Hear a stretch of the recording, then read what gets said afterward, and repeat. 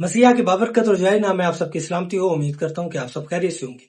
आज हम बात करना चाहते हैं कि जो कुर्बानी का गोश्त हम खाते हैं या मसीही लोग मंगवाते हैं, बटोरते हैं या उनके घर में आता है, क्या वो खाना जायज है या नहीं है। आज हम इस पर बात करना चाहते हैं। इससे पेशतर कि हम अपने टॉपिक की तरफ बढ़े, मैं चाहता हूं वो लोग जो हमारे चैनल पर नए आते हैं काइंडली हमारे चैनल को सब्सक्राइब करें, लाइक करें और इन वीडियोस के लिंक्स को बहुत सारे लोगों तक शेयर करें ताकि खुदा के कलाम को हम ज्यादा से ज्यादा लोगों तक पहुंचाने वाले हैं।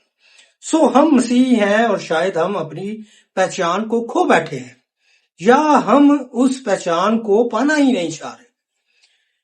मसीह यीशु ने हमारे लिए जान दी और कुर्बानी दी और पाक शराकत में हम उसके बदन में शामिल होते हैं, उसके खून में शामिल होते हैं और इस बात का इकरार करते हैं कि यीशु मसीह मेरी और आपकी खातिर मर गया, दफन हुआ और तीसरे दिन मुर्दों में से जी उठा।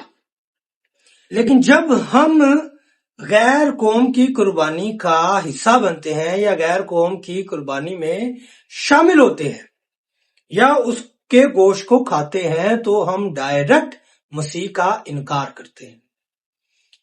पौलुस रसूल करंथस की कलीसिया में क्या कहता है? पहला करंथियों 10वां बाब है और उसकी हम जब 20वीं आयत का मुताला करते हैं तो पौलुस कहता है जो कुर्बानी गैर कौमें करती हैं वो शयातीन के लिए करती हैं, ना कि खुदा के लिए।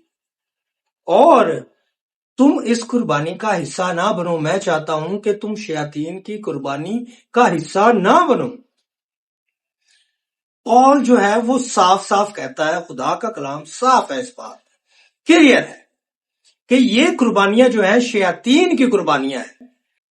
और जब हम ज़बूर 141 का मुताला करते हैं उसकी 4थी आयत का, तो वो कहता है कि ए खुदावंद मुझे उनके नफीज खानों से बाज रख। बड़ा ही मशहूर ये ज़बूर है और ये ज़बूर हम गाते हैं। ये हमारे ईमान का हिस्सा है कि खावा ना उन्हां दे सवाद लई खाने, उन्हां विचों इक भी गरा ते मेरे वल तू छेती आ।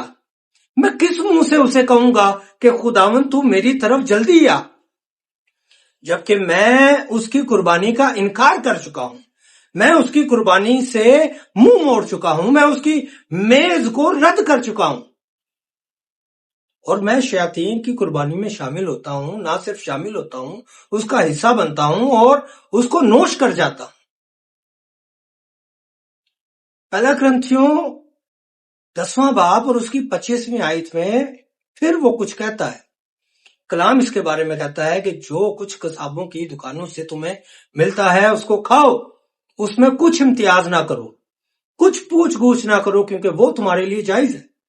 साल भर ये दुकानें, कसाबों की दुकानें खुली रहती हैं और हम अपने शौक के लिए और अपने मजे के लिए, अपने स्वाद के लिए क्या वहां से गोश्त खरीदने के काबिल नहीं है कि वहां से गोश्त को खरीदें और फिर उसको पकाएं और उसे नोश करें?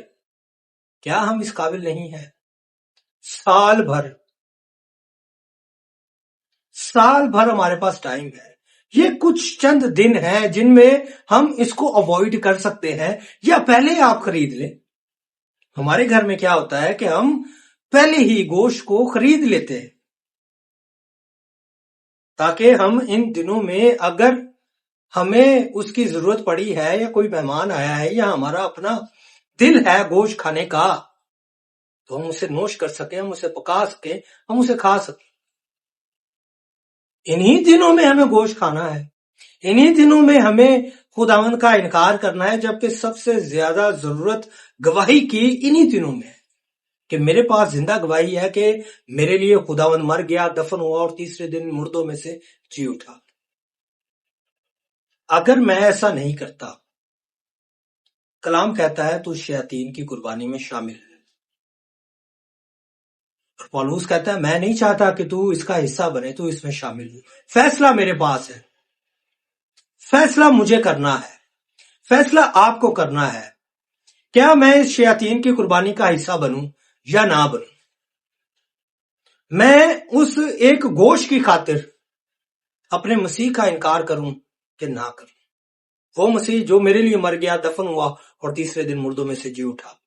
جس کی پاک شاہ میں پاک شراکت میں بیٹھتا ہوں اور اس کے بدن کا حصہ بنتا ہوں، اس کے خون کا حصہ بنتا ہوں، اور میں اس کا انکار کر دیتا ہوں۔ سو ذرا سوچیں اور اپنی زندگیوں پر غور کریں۔ بہت شکریہ، خداوند آپ سب کو بہت زیادہ برکت دے، آمین۔